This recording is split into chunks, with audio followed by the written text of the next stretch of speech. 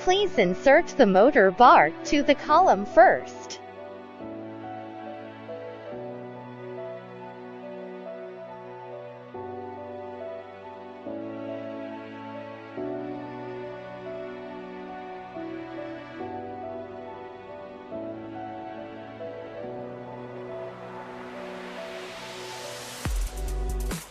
Please screw in the column about 1/3 deep. Make the screw-in loose to facilitate until all screw in position.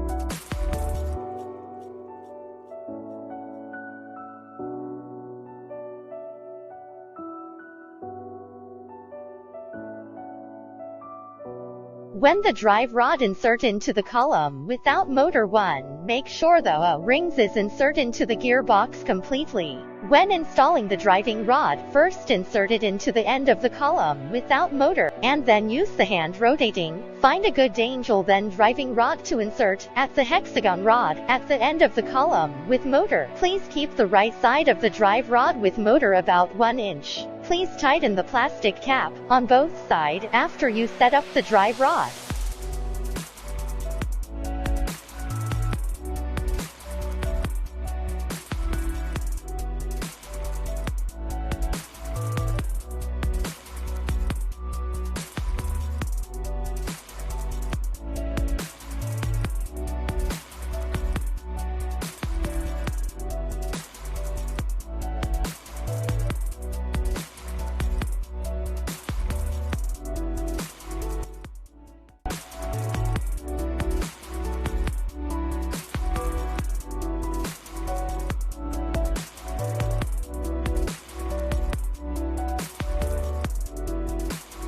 When fixing the wire with a tie, be careful that the wire avoids the transmission rod.